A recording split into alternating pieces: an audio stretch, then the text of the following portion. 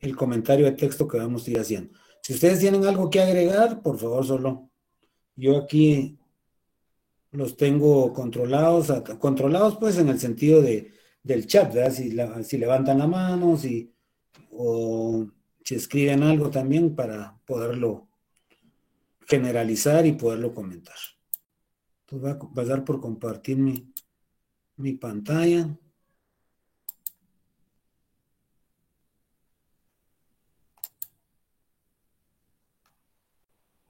Aquí está. Bueno, entonces vamos a... Fíjense que aquí nos habla del materialismo histórico como también denominado o teniendo como sinónimos la terminología de sociología científica, concepción materialista de la historia, ¿verdad? Entonces vamos a ver aquí a comentar un documento que nos habla sobre este tema, ¿verdad? Entonces, este documento, si le quisiéramos poner un título, tendríamos que decir ¿qué estudia el materialismo histórico? Pero claro, aquí lo estamos haciendo de una manera muy amplia, ¿verdad? Entonces, comencemos. El texto dice de la siguiente manera y lo vamos a ir comentando. Y ustedes me van a ir ayudando porque muchas cosas de estas ya lo dijimos. Carlos Marx y Federico Engels. Carlos Marx y Federico Engels son considerados los creadores, pero aquí por favor, miren, cuando usted la palabra creador no quiere decir que se lo inventaron, no quiere decir que es una fumada o que se lo sacaron es una acción mágica. No, se dice que son los creadores porque son los que iniciaron el estudio de manera objetiva de la sociedad, tratando entonces de descubrir las leyes que rigen los fenómenos sociales. ¿A través de qué? A través de la aplicación del materialismo dialéctico al estudio de la sociedad, que nosotros le hemos denominado materialismo histórico. Bueno, entonces dice, Carlos Marx y Federico Engels dieron a conocer el carácter dialéctico. Primera palabrita que genera conflictos, pues, el carácter dialéctico. Fíjense que cuando nosotros lo leemos incluso en el diccionario de la Real Academia Española, nos habla de dialéctica como una rama utilizada de una forma de terminología utilizada desde la antigüedad, que consistía en que un grupo de personas que tenían conocimiento sobre un aspecto determinado se dedicaban a discutir. En algunos libros dice discurrir, es lo mismo. Otros libros dicen a confrontar, pero no quiere decir que confrontar, a veces nosotros entendemos ya de la aplicación de la fuerza y empezar a somatarnos. No, no, no. Argumentar sería algo más válido, ¿verdad? A poner argumentos sobre el tema. Y eso era lo que originaba una discusión. Y trataban a través de todos estos elementos, o sea, había un planteamiento de tesis, ¿verdad? Cada uno planteaba su tesis sobre el tema y surgía una antítesis, dice, ¿verdad? Porque esto generaba discusión para llegar a la parte final donde hacían una síntesis, ¿verdad? Al ponerse de acuerdo en base a lo expuesto por cada uno, ¿verdad? Entonces, esa era la forma de utilizar la dialéctica en la antigüedad. Pero a partir del surgimiento del materialismo dialéctico, la dialéctica toma otra acepción, porque ya nos habla que la dialéctica va a ser una parte que va a estudiar cómo tanto los fenómenos de la naturaleza, de la sociedad y del pensamiento están en constante cambio, modificación, transformación. Fíjense que a nosotros nos extraña y no nos debería sonar ilógico, es el hecho de que lo que más se modifica en la sociedad actual son los conocimientos científicos, porque son una necesidad histórica. Es una necesidad histórica, ¿para qué o por qué? Son una necesidad histórica porque por ahí hay datos que nos dicen, la ciencia ha avanzado en los últimos 200 años, lo que no habían avanzado en toda la historia de la sociedad. Y entonces ¿Qué sucede ahí? Que a lo que la necesidad histórica para el modo de producción capitalista es cada vez conocer con mayor profundidad las leyes de la naturaleza y así establecer las propiedades de los distintos elementos de la naturaleza. ¿Va? De la sociedad no mucho, muy poquito, ¿va? Porque mejor se mantiene oculta todas las leyes que rigen los fenómenos sociales, porque si todos las conociéramos, en algún momento podría haber una rebelión a esa contraposición que hay de los intereses de clase en la sociedad capitalista, ¿va? De la clase dominante y de la clase dominada. Y eso podría exigir un cambio. Entonces, no se da tanto. Entonces, por eso dice que estos señores estudiaron el carácter dialéctico y materialista. Materialista, porque ya lo hemos comentado también, en la búsqueda de la resolución del problema fundamental de la filosofía, nos dicen que lo primario es la materia y lo derivado es la conciencia. Y esto trasladado al materialismo histórico no es más que decir dos categorías, el denominado ser social y la conciencia social. Ya más adelante vamos a explicar en qué consisten esos dos fenómenos. Entonces dicen, Carlos Marx y Federico Engels dieron a conocer, pero ya vimos pues que a través de una investigación de carácter científico, el carácter dialéctico, o sea, cambiante y materialista del desarrollo, no solo de la naturaleza, si solo de la naturaleza nos estaríamos refiriendo al materialismo dialéctico, sino también a la sociedad, materialismo histórico. Crearon, pero ya dije que esa creación no es algo mágico, no es una cuestión que hayan hecho una fumada o algo así, no, es el resultado de un proceso de investigación científica, grábense eso. Crearon una teoría científica del desarrollo social, denominada el materialismo histórico. Dice. Otra parte de nuestro documento nos dice, desde la antigüedad ha existido la preocupación por los problemas relativos al desarrollo de la sociedad humana. Pero ¿qué fue lo primero que le interesó al humano en sus primeras etapas de desarrollo sobre la faz de la Tierra? Pues las leyes de la naturaleza, que le interesaba empezar a ver cómo salvaguardar o conservar la especie, ¿verdad? O conservar la especie. Entonces, pero después sabemos que el humano, uno de sus primeros actos económicos fue producir. ¿Y para qué se agrupó en sociedad? Para poder mejorar esa capacidad productiva. Bueno, entonces dice, ha existido la preocupación por los problemas relativos al desarrollo de la sociedad humana, por averiguar a qué se debe ese desarrollo y si los cambios que en ella se producen son casuales. ¿Qué dicen ustedes? ¿Los cambios que se producen en la sociedad son casuales? Solo tendrían que responder sí o no, hasta lo que hemos estudiado el día de hoy. ¿Son resultado de la casualidad? No, no son casuales. No, licenciado. Va, muy bien, vamos por buena ruta. Solo aunque me digan no, ya me quedo tranquilo, porque ya ahorita vamos a tener la respuesta, ¿verdad? Dicen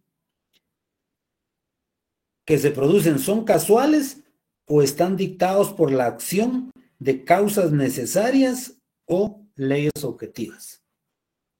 Y nosotros ya aprendimos, ya hemos sido claros desde el primer día que lo que andamos buscando es conocer esas leyes. ¿Por qué son objetivas? Porque se producen independientemente de nuestra conciencia, que van a regir el proceso de desarrollo y de modificación de la sociedad en sus distintas etapas históricas. Y si fuera cierto esto último, dice que hay causas necesarias o leyes objetivas, ¿cuál es la causa principal? La base de la vida social. También ya lo dijimos, solo que aquí tal vez nos lo están preguntando de otra manera. Estas y numerosas preguntas, mas no se hacían por casualidad. El humano vive en la sociedad, está vinculado a ella con múltiples lazos. Y sus destinos y los destinos de la sociedad, así como en el curso del desarrollo, no podemos menos de interesarnos por resolver el problema. Aún antes de que apareciera el materialismo histórico, se emitieron ideas acertadas sobre el curso del desarrollo social. Aquí les adelanto, mucho de lo que vamos a tocar son antecedentes, premisas que Carlos Marx y Federico Engels tomaron para el desarrollo de esa teoría científica de la sociedad. Por ejemplo, dice, los materialistas franceses del siglo XVIII afirmaban que el humano, sus opiniones y conductas son el resultado de la influencia que el medio social ejerce sobre ellos. Bueno, no estaban errados, solo que ya vamos a mencionar dónde cayeron en el idealismo. Algunos historiadores burgueses como de Francia, como Guizot, como Thierry, como Vignet, eso lo mencionan el libro de texto, consignaron la existencia de clases contrapuestas. O sea, ellos ya a través de sus investigaciones pudieron establecer que habían clases sociales con intereses contrapuestos, unos por conservar el poder político del Estado, por poder explotar a los que no tuvieran medios de producción, atesorar toda una serie de bienes materiales, y por el otro lado, un grupo totalmente desposeído de medios de producción, ¿verdad? Entonces, ya estos personajes ahí tuvieron o pudieron descubrir que habían clases contrapuestas y que éstas también entraban en un proceso antagónico, denominado lucha de clases, ¿verdad? Porque sus intereses eran completamente diferentes. Los economistas ingleses, si les aparece como economistas clásicos ingleses, es lo mismo. Son dos personajes, Adam Smith y David Ricardo.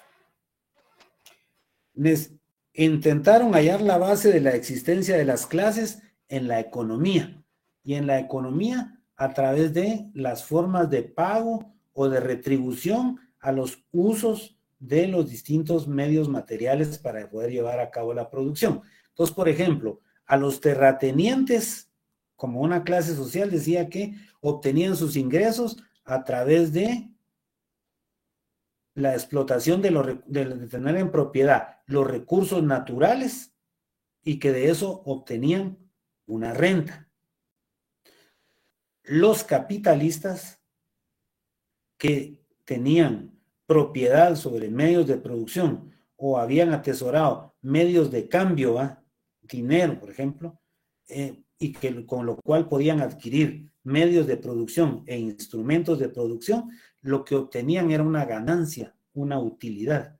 Y el desposeído totalmente de esos recursos naturales, o que no tenía cómo adquirirlos, cómo poderlos comprar, y que solo lo único que tenía para poder vender era su fuerza de trabajo, entonces estas personas, los obreros, los proletarios, que era lo único que obtienen a través de eso, un salario. Y de esa manera fue que hicieron esa clasificación de clases sociales, pero solo desde un punto de vista económico, en base a los ingresos obtenidos a través del uso de lo que tuvieran, de los medios de producción que tuvieran disponibles.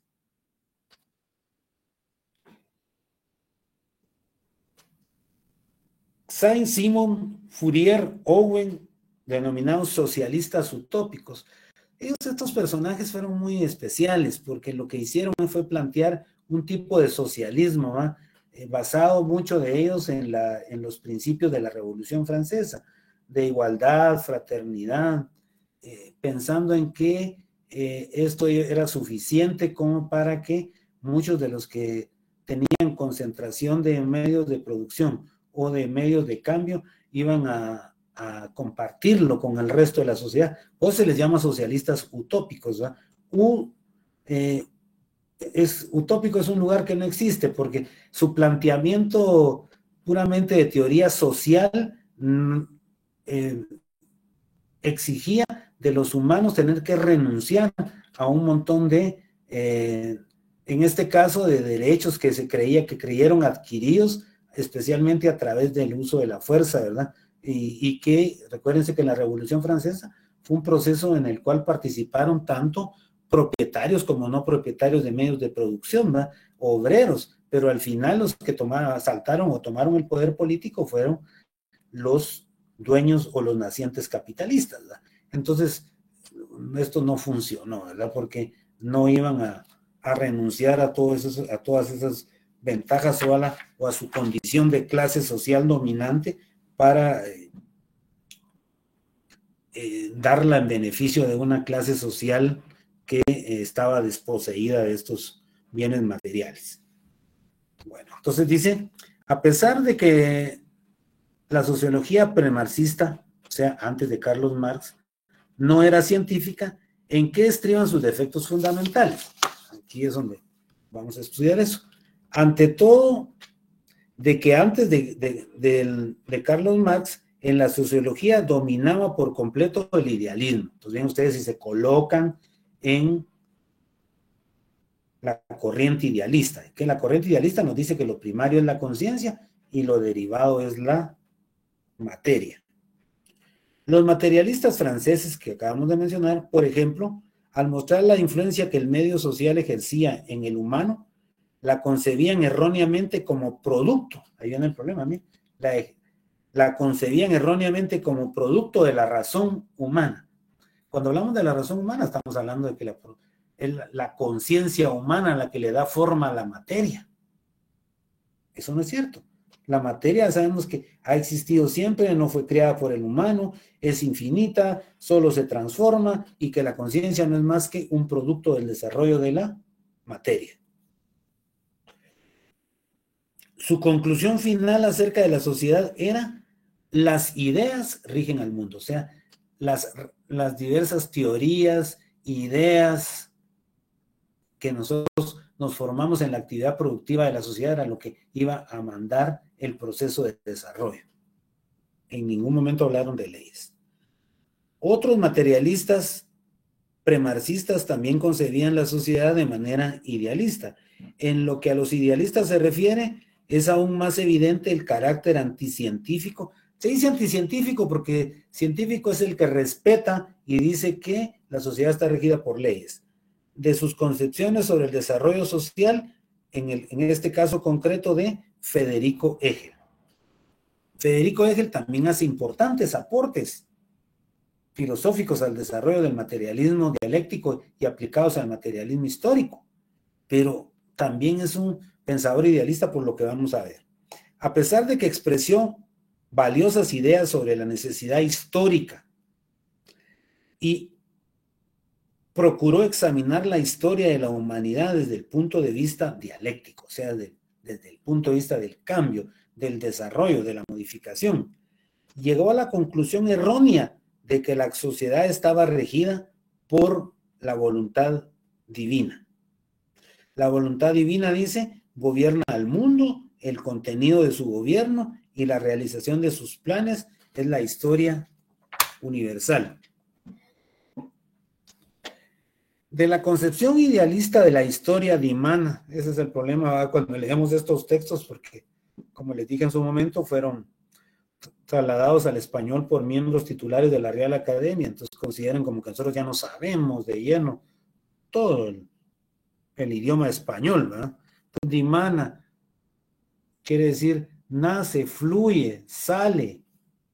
Otro defecto más de la sociología premarxista, basados en que las ideas rigen el mundo, y considerando que esas ideas, que sus portadores son personalidades ilustres, podrían haber sido la monarquía, podrían haber sido todos los que tuvieron en su momento el poder coercitivo del Estado, los que eran considerados sabios. Recuérdense que antes del desarrollo hasta antes de los inicios del capitalismo, yo mencioné que los únicos que tenían de acceso o derecho a estar, y ustedes lo leen en los diferentes libros que hay disponibles en la literatura universal, que reflejan esos momentos del desarrollo histórico, eran personajes que estaban ligados a la clase dominante.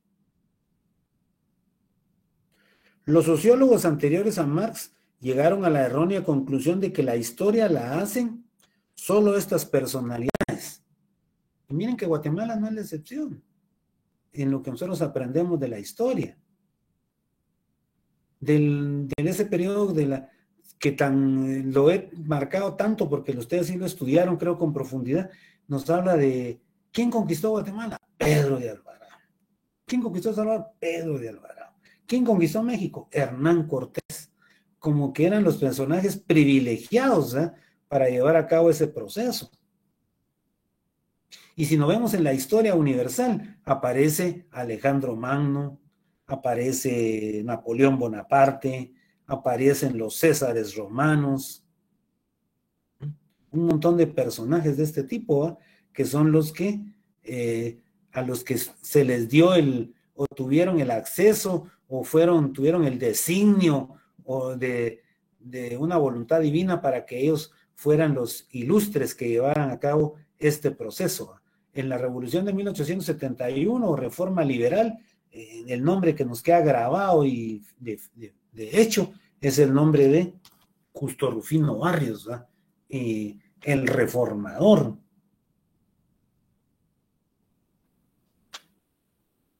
Y de ahí, cuando le entraron ideas ya de ampliación del poder político, fue cuando nos dicen, es que lo que buscaba era la integración centroamericana nuevamente. No, lo que le entraron fue esa ambición política, ¿va?, de tener concentrado el poder de todo el área centroamericana, ¿va? Entonces fue que inició toda una contienda de carácter militar, ¿va?, para poder tomar por la fuerza ese poder, ¿va? Y con los primeros que se encontró fue con las fuerzas salvadoreñas, ¿va? Y ahí, pues, según reescribiendo la historia, dice que él fue traicionado por miembros incluso de su grupo de poder, ¿verdad? ¿Y quiénes más en adelante? Podemos citar otro montón de nombres, ¿no? Miren, aprendemos ahí nombres de presidentes, Jorge Ubico, así nos podemos ir trayendo, ¿verdad?, de personajes que se han concentrado, que dicen que han tenido esa opción, ¿va?, de que son los que han hecho el cambio decisivo. No, miren, aquí viene nuestra respuesta, dice. Los sociólogos anteriores a Marx llegaron a la errónea conclusión de que la historia la hacen solo estas personalidades. No. El materialismo histórico ve porque si va a estudiar la sociedad de manera total, global, ve en todos los miembros de la sociedad, pero especialmente en la masa trabajadora, los que han generado todo eso, y han sido los que han sido punta de lanza para los cambios en la sociedad. Miren, en las sociedades antagónicas, la lucha de clases ha sido una fuerza motriz, y lo mencionamos en su momento. Pero ¿quién es el que más ha empujado a cambios? La clase dominada, ¿no? O sea, los esclavos, los siervos de la gleba y los proletarios, que han empujado a que la clase dominante tenga que hacer toda una serie de concesiones, entre ellas modificar las distintas maneras de producir los bienes materiales, ¿verdad?, en su desarrollo histórico. Bueno, dice, los sociólogos antes de Carlos Marx tampoco pudieron descubrir la verdadera dialéctica del proceso histórico. La historia aparece en sus escritos como un conglomerado de hechos sin coordinación. ¿Qué dijimos que íbamos aprendiendo? Fechas, nombres, lugares. Como eran idealistas, no pudieron comprender la unidad e integridad de la vida social, los motivos reales ni las fuentes materiales de los acontecimientos históricos. Solo Carlos Marx y Federico Engels supieron descubrir lo complejo y contradictorio del desarrollo social. Calaron, o sea, hasta la misma base. Superaron los defectos de la sociología precedente y crearon una teoría cualitativamente nueva del desarrollo social, el materialismo histórico. Y con ello revolucionaron las opiniones sobre la sociedad. Ahora viene una pregunta. ¿Cuál es pues la esencia de esta revolución? Y una vez la vamos a responder. Sí, es muy cierto lo que dice Ana Rocío aquí Calderón, restauró los latifundios, eso es cierto, contribuyó a la concentración del capital en Guatemala. Si ustedes lo leyeron por ahí, Justo Rufino Barrios, por ejemplo, llevó a cabo el proceso de expropiación de un montón de tierras que supuestamente estaban ociosas. Y además, ahí aparece también que muchas tierras que eran propiedad en su momento, que venían desde el momento de la colonia, que eran propiedad de la Iglesia Católica, también fueron depredadas, ¿verdad? Entonces, ¿y a quién las entregó? Las entregó a los que se dedicaban a realizar los cultivos para exportación del momento, especialmente para incrementar el cultivo del café. Ahí Justo Rufino ahora dicen, fue el que introdujo el ferrocarril y nos ponen eso, nos enseñan en la escuela, pero no nos dicen, ¿verdad?, que el mismo ferrocarril fue construido sobre la base de una necesidad histórica de tener que modificar los procesos de comercialización de esos productos destinados hacia el mercado externo. Entonces, miren, no es extraño si ustedes ven históricamente por dónde y qué relación tenía pues con la historia, los lugares donde pasaba la línea férrea, ¿verdad? Y que trató de llevar inicialmente a los puertos más importantes para trasladar estos productos al mercado externo.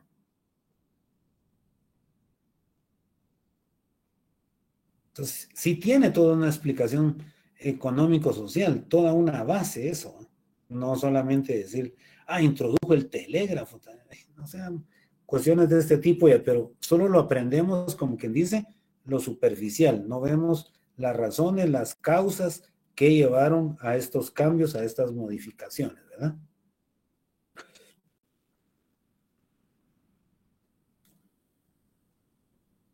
También entonces Carlos Marx y Federico Engels resolvieron acertadamente el problema fundamental de la filosofía, que ya lo habíamos mencionado en su momento, y que es que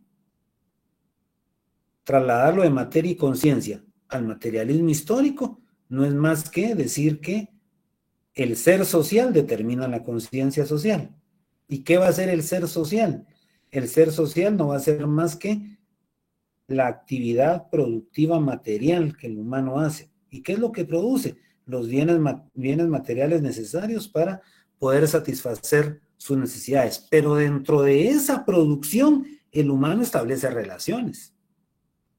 Relaciones de producción, distribución, intercambio y consumo. También a través de esa producción material, el humano adquiere ideas, concepciones, teorías sobre el mundo. Entonces, por eso se habla de que el ser social determina la conciencia social. Miren, formas de la conciencia social hay un montón, ¿verdad? Están las ideas políticas, están las ideas, las concepciones de carácter jurídico, están las ideas religiosas también, ¿verdad? Las ideas artísticas. El deporte, díganme ustedes, si no es una forma hasta ahora de conciencia social, hasta que incluso genera confrontaciones equívocas entre un montón de personas, ¿verdad? Porque el deporte hoy es parte de toda una acción mercantilista totalmente, ¿verdad? Ya aquel deporte que practicaban como una necesidad para el mejoramiento de la condición física y porque el humano antropológicamente es un ser que no es un ser pasivo, sino un ser activo, ¿verdad? Y que tiene que poner en movimiento toda su estructura física, ¿verdad? Ya eso no, está como olvidado. Ahora lo que predomina es todas las ideas de obtener utilidades sobre el deporte, ¿va? Y comercializarlo como tal, ¿va? Y a eso le han llamado el deporte de élite, ¿va? Y a todo nivel se da eso, ¿va? ¿De dónde? Bueno, en Guatemala no voy a decir que está con tal nivel de desarrollo, pero sí se da, ¿va? Pero si no, miren ustedes las grandes ligas de los distintos deportes, del fútbol, del béisbol, del básquetbol. Bueno, Entonces dejamos este comentario de este texto para entonces ya entrar a la exposición de lo que tenemos acá en nuestras diapositivas. Dice, entonces, el materialismo histórico. Si yo les preguntara a ustedes, ¿por qué se llama materialismo histórico? ¿Por qué privilegia la concepción materialista de la historia? ¿O privilegia la concepción materialista para estudiar la historia? ¿Y la historia a qué se refiere? Al surgimiento y desarrollo de la sociedad compuesta por humanos. También recibe el nombre de sociología científica o concepción materialista de la historia. Ya dijimos que es un sistema íntegro y único porque estudia la sociedad de manera general. Fíjense ustedes, me podrían decir, bueno, mire, ¿cómo la podemos aplicar al estudio de los distintos fenómenos económicos, sociales que han pasado en la historia de nuestro país? Y explíquenos cómo es que pasa toda esa situación del proceso insisto en eso porque es el inicio de lo que tenemos conocimiento franco del desarrollo histórico-social de este país, y es donde comienza todo su proceso de estudio. Una de las obras más importantes de la aplicación del materialismo histórico al estudio al desarrollo de la sociedad guatemalteca, como lo es La Patria del Criollo, de don Severo Martínez Peláez. Entonces, yo les decía en su momento, ¿por qué es que Guatemala, por qué es esa necesidad histórica que tienen los países europeos de tener facilidad de comercialización con las denominadas Indias Orientales, o sea, con países especialmente del continente asiático y también africano? Porque de ahí extraían ellos grandes cantidades de los metales de alto valor en el mercado europeo en su momento, decíamos, oro y plata, y además de ahí traían toda una serie de materias primas, especias o especies, como les decimos ahora, que servían para el proceso culinario y que tenían en un momento un alto valor. Entonces, fíjense, jóvenes, que por eso es que surge esa necesidad histórica y Colón la toma. Y miren cómo estamos aplicando ahí las categorías. La toma, y dice que ofrece descubrir un camino más corto, dice, hacia las Indias Orientales, pero nosotros lo vemos como un avance nada más de navegación, porque hasta ahí queda el conocimiento que nos dan. No nos explican de que tiene una correlación histórico-social eso, en esa necesidad de siempre ir o ser la sociedad de privilegio que pudiera tener una ruta más corta para comercializar, porque de ahí van a ir a obtener, ya dijimos, materias primas baratas o regaladas, mano de obra regalada, subyugar a esas sociedades, a través del poderío militar y poder extraer de ahí sus riquezas naturales, por supuesto, sin consentimiento de los miembros de las sociedades o nativos de esos países en su momento. Entonces, América no es la excepción, Por eso después a América no se le llama las Indias Occidentales, sino las Indias Orientales, sino se le llama las Indias Occidentales. Y en eso, como un hallazgo circunstancial, Cristóbal Colón llega al territorio americano, ¿verdad? Pero sin olvidar la razón de su viaje, que era ese tipo de cuestiones de apoderarse de las riquezas, ¿verdad? Entonces, primero un periodo, dijimos, de descubrimiento, de ahí conquista forcivoluntaria, y de ahí viene la colonización, la extracción de todos esos recursos naturales, especialmente oro y plata, que comentamos en su momento que por qué era una necesidad histórica. Es una necesidad histórica porque decíamos de que en Europa lo que predominaba era el modo de producción feudal y a la vez la teoría mercantilista, y que esa teoría mercantilista nos decía que una sociedad, para que fuera fuerte, para que pudiera predominar, porque recuérdense que si leen ustedes textos de la historia de ese momento, pueden encontrar ustedes que habían confrontaciones constantes en el sentido de tratar de ampliar su territorio y otros para tratar de defender lo ya existente. Eran luchas continuas Entonces invertían grandes cantidades de sus recursos en actividades propiamente militares, ¿verdad?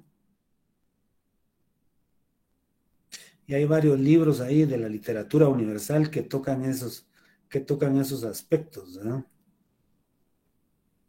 Bueno, no se los vamos a mencionar para no decir que ya les dije que lean eso, no, sino que es nada más para que vean que si les hubiera gustado la lectura, ahí estuvieran y tuvieran conocimiento sobre eso. Entonces imagínense, si ahí ya miren todo lo que descartamos solo es, y le sacamos de conclusiones de estudiar ese proceso, ¿va? De descubrimiento, conquista y colonización de América. Lo estamos viendo como un todo, que fue el proceso que más adelante lo vamos a ver ya en los inicios del capitalismo también, el proceso de acumulación originaria, de concentrar los medios de producción, ¿verdad? Entonces, a través de ese proceso totalitario o total que nos permite el materialismo histórico, vamos a explicar el surgimiento de la sociedad, su desarrollo y sus tendencias a futuro. A través, les dije en su momento, de las distintas etapas que ha atravesado la sociedad. Comunidad primitiva, esclavismo, feudalismo y capitalismo y socialismo. Pero todo esto, ¿cuál es la base de la existencia social? La producción de bienes materiales. Una necesidad que dijimos que el humano tiene desde siempre y que no va a poder modificar, que no se va a poder quitar. Y esto es, la producción va a ser la que va a determinar toda la vida social. Si hablamos de la confrontación de lucha de clases en el capitalismo, la clase dominante, ¿qué es lo que trata? De concentrar la mayor parte de medios de producción. No solo instrumentos, sino todos los bienes materiales que nos proporciona la naturaleza, ¿verdad? Y Guatemala no es la excepción. Y por aquí nos lo citó una compañerita cuando habló de Justo Rufino Barrios, ¿eh? Dijo que había fomentado la creación de latifundios, o sea, la concentración de la propiedad de la tierra. Tierra se refiere a todos los recursos naturales, a la concentración de la tierra en manos de un grupo muy reducido de personas.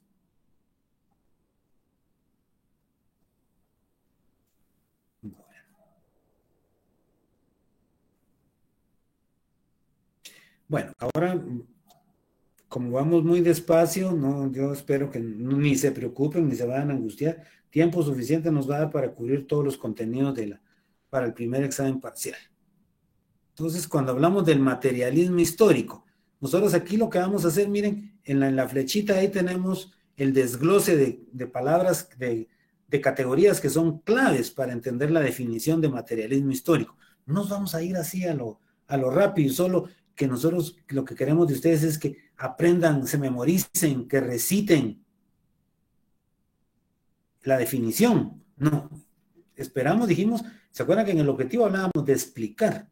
Entonces, que ustedes, para poder explicar, tienen que tener claro todos los elementos que componen la definición del materialismo histórico.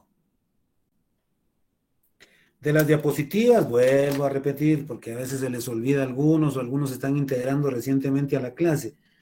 No tienen necesidad de copiarlas. En su momento, al concluir la unidad número 1, yo se las voy a trasladar. Ustedes las van a tener ahí disponibles para que puedan estudiarlas o hacer el mejor uso, el que consideren pertinente de las mismas. No es obligatorio. Entonces, que estén copiando ni que se estén preocupando. Podrán tomar sus apuntes, ¿verdad? Ustedes de algunas ideas que damos acá o que piensan ir a refrescar después de que se termine la clase. Eso creo que es una buena decisión. Bueno, entonces dice que el materialismo histórico es la ciencia. Nosotros tenemos que saber entonces por qué el materialismo histórico es una ciencia. Entonces dice que el materialismo histórico es una ciencia. ¿Cuál va a ser su objeto de estudio? La sociedad. Y de la sociedad, ¿qué le interesa saber? Por un lado, las leyes, cualquier tipo de ley, no, las leyes más generales. ¿Y qué van a hacer esas leyes? Van a regir el desarrollo, o sea, desde el surgimiento, el desarrollo y funcionamiento, porque va a ser desde el momento del surgimiento las leyes que han motivado cambios en la sociedad para ir en esos eslabones históricos que hemos mencionado, hasta llegar a este momento actual del capitalismo. Habrán leyes muy propias de cada una de estos distintos eslabones o etapas, y habrán algunas que regirán todo el desarrollo histórico de la sociedad. Todas las leyes más generales, pero a la vez también las fuerzas motrices, que esas ya las saben ustedes, que son dos, ¿verdad? La lucha de clases y la producción material. Bueno, entonces de eso, así es como deben de también estudiar, ¿verdad? Y ir sacando sus elementos para poderse facilitar el conocimiento. No agarren esa parte ya de ir, como digo, en una acción memorística, de decir materialismo histórico. Así, el materialismo histórico es la ciencia que estudia las leyes más generales del desarrollo y funcionamiento y las fuerzas motrices de la sociedad. Y ya con eso me considero satisfecho. Vengo y le pregunto, ¿y por qué cree usted que el materialismo histórico es una ciencia? ¿Qué es una ley? Explíqueme esas fuerzas motrices que han regido en el desarrollo histórico de la sociedad desde sus inicios hasta el momento actual. ¿Qué es la sociedad? Entonces hay palabras claves en esta definición que nosotros tenemos que manejar también adecuadamente estas categorías. Entonces comencemos por lo que es ciencia. De ciencia hay una cantidad de definiciones que son, por supuesto, debidamente aceptadas, ¿verdad? Consideradas como definiciones que tienen ese carácter objetivo, científico, ¿verdad? Ciencia, un conjunto de conocimientos referidos a la naturaleza, pensamiento y sociedad. Una definición cortita y válida. Pero aquí tenemos una definición ya bastante que nos trata de plantear los elementos de juicio de una manera más amplia. Entonces nos habla de qué es ciencia. Ciencia dice que va a ser un conjunto de conocimientos. ¿Cualquier conocimiento? No. ¿Por qué dice que es un conjunto de conocimientos? Entonces primero tenemos que saber qué es conocimiento.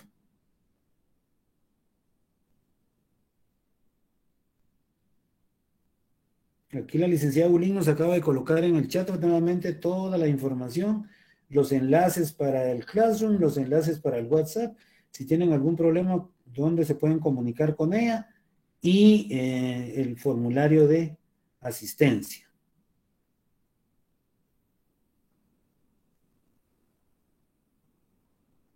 Bueno, entonces cuando hablamos de conocimientos, primero pensemos, ¿cómo adquirimos el conocimiento? El conocimiento dice que la adquisición del conocimiento es un proceso histórico-social, o sea que implica toda una serie de pasos o etapas, ¿no? Por eso es un proceso. ¿Por qué es histórico-social? Porque si recordamos que el humano primariamente, ¿cuál fue el interés del conocimiento que él quiso desarrollar en sus inicios?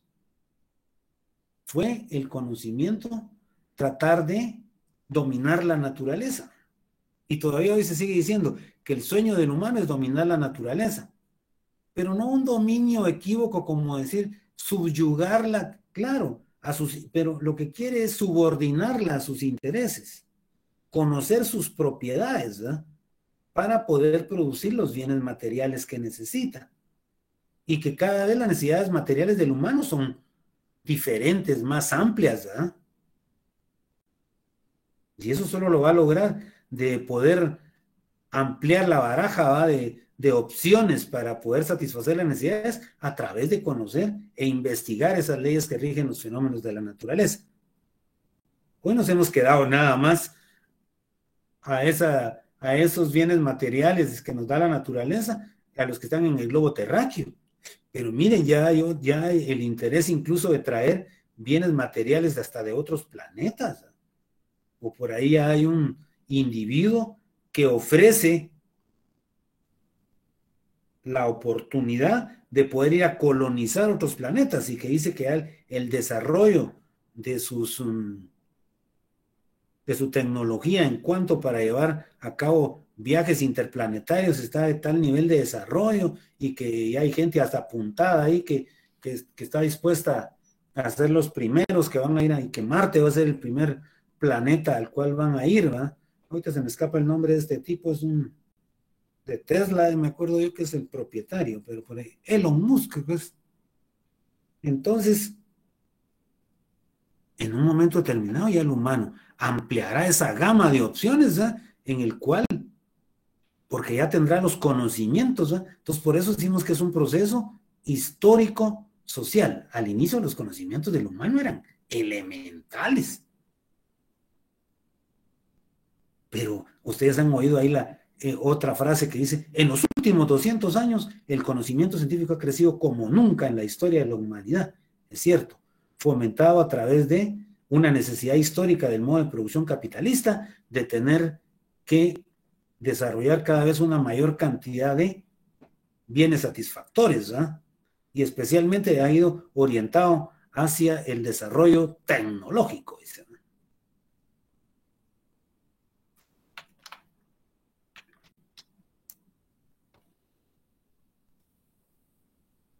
Bueno, entonces es un proceso histórico-social, donde nosotros lo que vamos a hacer es reflejar en la conciencia la realidad material. O sea que los conocimientos es cuando venimos nosotros y a través de ese proceso histórico-social, lo que vamos a hacer es reflejar esa realidad en la conciencia. Pero ¿cuál sería lo ideal que nosotros para que como estamos hablando de ciencia, conocimiento científico, cuál debería ser lo apropiado para que esos conocimientos no fueran elementales, populares, no que fueran científicos, que ese reflejo que nosotros vamos a hacer en la conciencia debería ser a través de categorías, a través de leyes. Eso sería lo ideal. Entonces, nos dice que los conocimientos también los conocimientos también se obtienen siguiendo un orden lógico. Dice. ¿Y cuáles son algunas herramientas que la lógica nos proporciona para poder obtener esos conocimientos de manera lógica a través de utilizar el análisis y síntesis? A través de la elaboración de hipótesis comprobadas a través de la actividad práctica, a través de la teoría y la práctica, a través de utilizar el método inductivo-deductivo o deductivo-inductivo. Eso es cuando hablamos de seguir cuestionamientos lógicos, ¿eh? Que el conocimiento es debidamente sistematizado, es porque es toda una serie de elementos, pero que están debidamente interrelacionados, que cumplen cada uno de ellos un determinado fin para lograr el objetivo propuesto. Un ejemplo muy sencillo de un sistema es el de una cadena de una bicicleta, ¿no? Que tiene todo un disco, un piñón, le dicen algunos, y que tiene toda una serie de picos, ¿verdad? Y que cada uno de ellos se va introduciendo dentro de los espacios de la cadena de la bicicleta, ¿verdad? Y eso es lo que va ocasionando la tracción, dije tracción, no atracción, va ocasionando la tracción para poder generar movimiento hacia delante, ¿verdad? De este tipo. Pues igual pasa entonces, fíjense que si hablamos de que es sistematizado, es porque ya dijimos que sigue un orden lógico. Que los conocimientos están en desarrollo. Lo que sucede, y aquí quiero hacer un paréntesis, Lo que pasa es que en el modo de producción capitalista, nosotros lo que más vemos que se genera constantemente es la investigación sobre la naturaleza como necesidad histórica de este modo de producción. ¿Por qué? Porque ya dijimos que es constantemente la forma de buscar nuevas formas de satisfacer necesidades materiales y poner esa disponibilidad de la sociedad, que es lo que le interesa al productor capitalista, pero las leyes, el desarrollo del conocimiento social, ese no, porque si lo desnudáramos y realmente lo investigáramos con tal profundidad, descubriríamos y tendríamos la opción, toda la sociedad, de conocer las fragilidades y las debilidades del modo de producción capitalista que se basa en el aprovechamiento de una clase dominante sobre la clase dominada. Entonces, miren, por eso es que el conocimiento de la naturaleza es el que más ha avanzado y sigue avanzando. Y se canalizan y se utilizan una gran cantidad de los bienes, bienes materiales, o sea, de la naturaleza, para poder proveernos de un montón de cuestiones o facilitarnos la producción de bienes materiales. Por ejemplo, de la generación de energía eléctrica. Ahora ya se ha ido modificando enormemente la matriz de generación de energía. ¿Por qué? Porque es una necesidad histórica el hecho de ir sustituyendo ya la generación de energía eléctrica a través de utilizar elementos que producen un deterioro de las condiciones medioambientales, ¿no? Ahora lo que predomina es el uso de fuentes energéticas llamadas renovables, ¿verdad? Entonces, y el conocimiento científico se ha ido mucho hacia esa parte, ¿va? Hacia favorecer el uso de la energía hidráulica, o sea, de la energía cinética del agua, de la energía eólica, de la energía mareomotriz, de la energía solar, entre otras, ¿eh? Bueno, y conocimientos en desarrollo, por eso es que se mantiene oculto, insisto, el conocimiento de las leyes del desarrollo del conocimiento social. Pero nuestra facultad, va, que no me olvidé de eso, tiene toda una institución, dos más bien, que se dedican a estudiar los problemas económicos sociales de la sociedad guatemalteca. Y está el Instituto de Investigaciones Económicos Sociales, ustedes solo con que pongan las siglas o el nombre completo, y Instituto de Investigaciones Económicos Sociales en el internet, ahí les aparece ya la página para poder tener acceso y está todas las investigaciones que han desarrollado históricamente como las más recientes, ¿no? También nuestra facultad tiene un departamento de problemas nacionales, ¿no? que está haciendo eso, estudiar los problemas nacionales, y la universidad no es ajena a eso. Creó también un instituto de investigación de problemas nacionales. Ahí, o sea, estamos tratando de mantenernos al día en cuanto a la investigación de cómo se dan o cómo se manifiestan y proponer soluciones, ¿verdad?, a la problemática económico-social guatemalteca. Entonces dice, eso habla del desarrollo del conocimiento, del desarrollo del conocimiento, que permiten, dice, explicar la realidad objetiva. ¿Qué es esa realidad objetiva? Pues todo lo que existe independientemente de nuestra conciencia. Todo lo que está por fuera de nuestra conciencia. Ustedes, su realidad objetiva ahorita, la más cercana posible, ¿cuál puede ser? Pues algunos estarán cómodamente acostados en su cama, es parte de esa realidad material. Tendrán o estarán conectados a un dispositivo.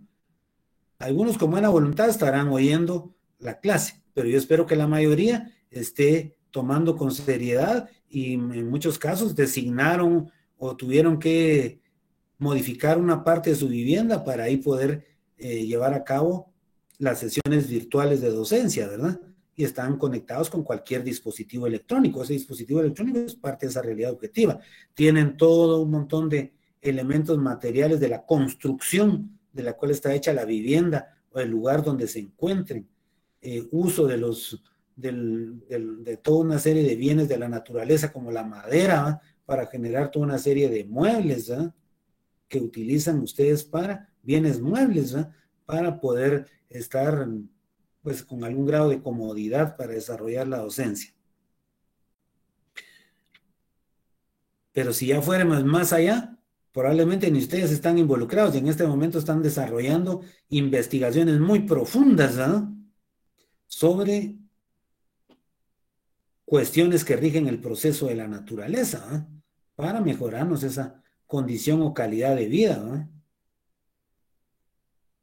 Entonces pretendemos explicar la realidad objetiva. Fíjense que la realidad objetiva, entonces a la larga es infinita, ¿va, jóvenes? Porque imagínense ustedes cuál es nuestro horizonte de toda esa realidad objetiva, es tan profunda, tan amplia. ¿Y cómo hemos obtenido todos esos conocimientos? ¿Cómo? ¿A través de qué mecanismos? Pues a través de un método. ¿Qué es un método? Un método no es más que una vía, una ruta, un camino que nos permite alcanzar entonces como un mecanismo de planificación, ¿va?, para poder alcanzar los objetivos previamente diseñados. En este caso entonces, ¿qué método cognoscitivo vamos a utilizar nosotros para estudiar de manera objetiva a la sociedad? Muy sencilla la respuesta. El método cognoscitivo, único, objetivo, científico, para poder estudiar a la sociedad es el materialismo histórico.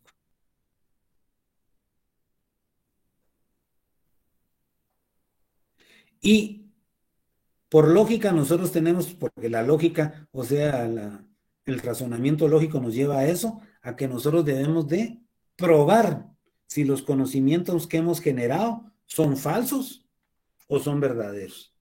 Y el criterio de verdad que vamos a utilizar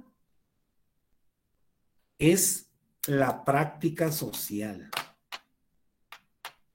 ¿Y qué es la práctica social, jóvenes?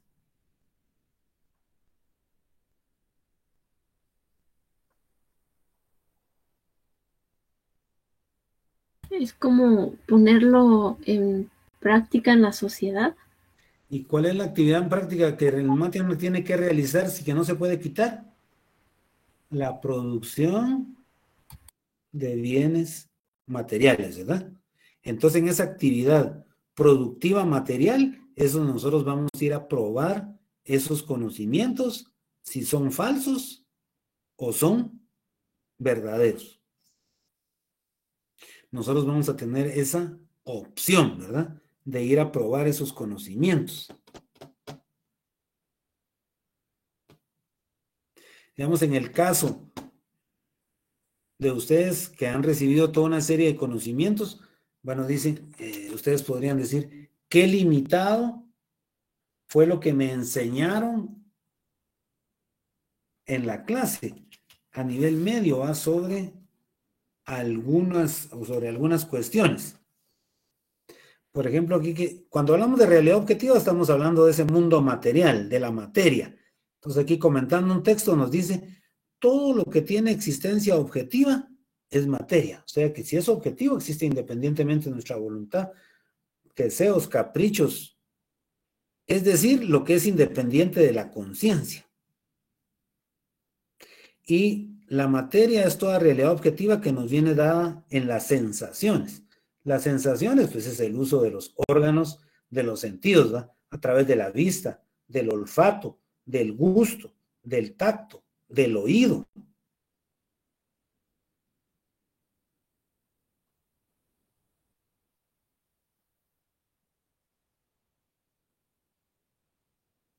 Engels, o sea, Federico Engels, en sus conocimientos nos aseguró que la conciencia pertenece al mundo material, ¿no? O sea, que la conciencia es parte de ese mundo material porque es una forma de desarrollo de la materia.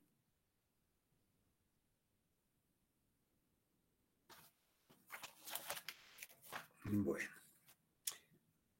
entonces nosotros hacemos práctica. Aquí estamos haciendo un proceso de práctica social, ¿verdad?, donde estamos corroborando, ampliando con muchos conocimientos. Puede ser que en un momento determinado creamos que establezcamos que son falsos, ¿verdad?, que nos han enseñado conocimientos que no van a poder tener esa característica de ser verdaderos. Bueno, esto no nos interesa.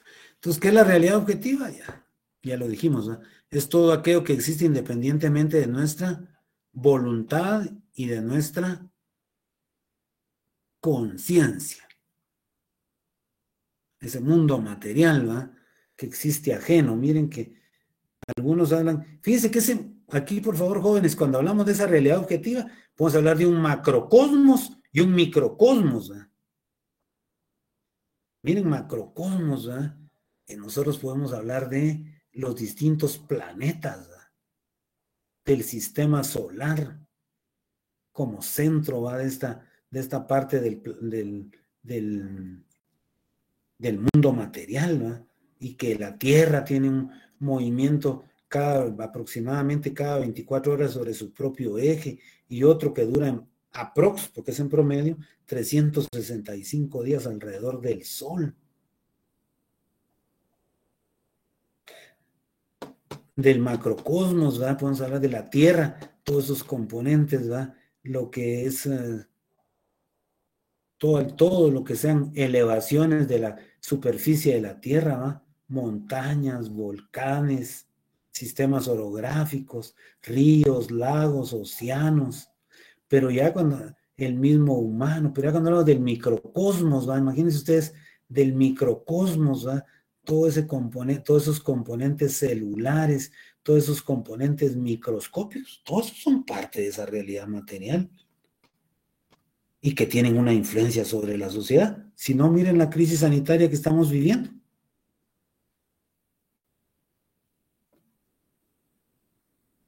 Causada por un problema del microcosmos. Y que estamos en una lucha constante, ¿va? Desgraciadamente, contra esa realidad, ¿verdad? Que es todos esos fenómenos, todos los cambios sociales que ha ocasionado todo eso. A ver, vendría una pregunta aquí interesante. Ese microcosmos como parte de la realidad objetiva que nos está afectando, ¿dónde ven ustedes, jugamos para Guatemala? Que haya escucho opiniones, que hayan toda una serie de problemática económico-social derivado de esta pandemia que estamos viviendo. A ver, para ir que es parte de toda esa realidad objetiva. A ver, díganmela ustedes, coméntenme o pongan los títulos y otro también le ponemos ya la música. ¿Cómo se han visto afectados? Fácil, pues, ¿cómo se han visto afectados ustedes como resultado de ese problema del microcosmos acá a través de un agente causal de todo que nos está llevando, que es el causal de esta pandemia? A ver. ¿El desempleo? El desempleo, muy bien. Ya vieron ustedes entonces cómo a través de todo ese problema vino a alterar todas las condiciones, especialmente redujo ya un montón de actividades productivas se limitaron, se redujeron, y esto como impacto económico social es el desempleo. Nosotros lo dejamos hasta ahí, desempleo. Si le vamos más allá, vemos que ese desempleo genera una falta total o una disminución en los ingresos del grupo familiar y como efecto como tal agrava o desarrolla problemas que tenemos en este país, como no satisfacer todas nuestras necesidades de tipo material. Y la primera que se ve afectada es el problema de la alimentación, que dijimos que lo correcto sería decir nutrición, ¿verdad? Porque nos deberíamos de estar nutriendo adecuadamente. Muy bien, buena observación. Miren todo lo que le agregamos. Y podríamos hablar más del agravamiento de lo que tiene la falta de oportunidades de empleo. Muy bien. Pero fíjense que nosotros solo vemos falta de oportunidades de empleo. Bueno, pero no. Fíjense que falta de empleo, consecuentemente hay una falta de estímulo a la producción de otros bienes materiales, porque el empleo trae que no haya producción y consecuentemente ya no se va a incentivar la producción de materias primas para producir algunos bienes materiales, ¿verdad? Muy bien. ¿Qué más, jóvenes? Buenas tardes, Lick. Buenas tardes. Permita. así como la compañera dijo que hubo falta de empleo del área empresarial, también hace falta de clientes, por así verlo. Y por eso se redujo bastante el personal, ¿verdad? Porque no hubo tanta gente que consumiera ciertos productos. Interesantísimo lo tuyo. O sea que con el desempleo también tenemos y perdemos poder adquisitivo, capacidad de compra. ¿Ah? Muy bien. Correcto. Interesantísimo. Dice que le pusimos, aquí lo que tú dijiste de una manera, le pusimos categorías, ¿verdad? Muy bien, interesante eso. Va a haber yo creo que ustedes lo están viviendo. En el proceso educativo, ¿qué limitaciones hemos encontrado derivado de esta pandemia? Y que ha afectado. Fíjense que nosotros decimos que debemos tener una educación, no solo acceso a la educación, sino una educación de calidad. Menciónenme ustedes cómo se ha visto afectado eso. Buenas tardes, licenciado. Para mí, la educación se ha visto afectada desde el sector tecnológico, porque si desde antes la educación ya era limitada y privilegiada, ahora con la nueva tecnología todo se ha vuelto mucho más complicado, porque así como en las áreas rurales hace falta que llegue la tecnología y los medios para recibirla correctamente. Interesante, ¿verdad? Porque digamos nosotros, mire, yo voy a decir, la universidad nos estuvo preguntando si teníamos o no condiciones para el desarrollo tecnológico, ¿ah? Nos puso la oferta educativa condicionada. Incluso los que trabajamos para la universidad, ¿va? Nos dijo, bueno, a partir de hoy la educación va a ser virtual. Pero no nos dijo, miren, todos los que trabajan para la universidad, aquí está para que se compren una computadora de última generación que les va a facilitar el acceso a eso. No, digo, lo único que la universidad nos va a poner es la plataforma para llevar a cabo las conexiones. Y ahora trasladémonos al sector, digo, iba a decir contrario, pero no porque seamos contras, ¿verdad? Y estamos en pelea, no. Al otro lado de la moneda, el estudiante, que le dicen, bueno, usted ahora va a tener que tener un dispositivo para poderse conectar. Y no solo el dispositivo, sino también el acceso a una red de internet eficiente, de buena calidad, y no le preguntaron costos, ¿verdad? Para poder continuar sus estudios universitarios. Entonces lo que dijo la compañerita, muy cierto. ¿Dónde está ahora esa parte? Si la educación ya estaba limitada en cuanto a su desarrollo tecnológico en este país, se vio con una influencia negativa mayor, ¿verdad? Eso es muy cierto. Imagínense en la educación pública, ¿va? Aquí no todos los que están inscritos en la educación pública tienen esa facilidad de poder y el acceso financiero a poder comprar un dispositivo para poder mantenerse conectados, ¿eh?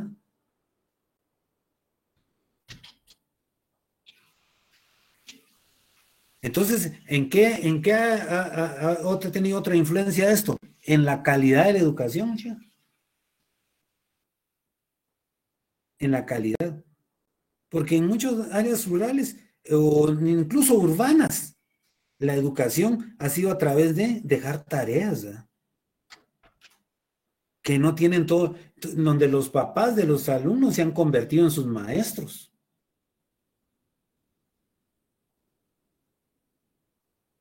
Y a través del conocimiento que tienen los papás, han ido ayudando a los hijos con el interés de que mejoren su nivel educativo.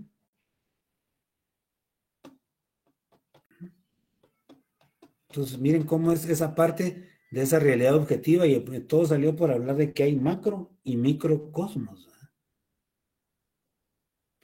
Bueno, entonces por aquí la vamos a dejar el día de hoy.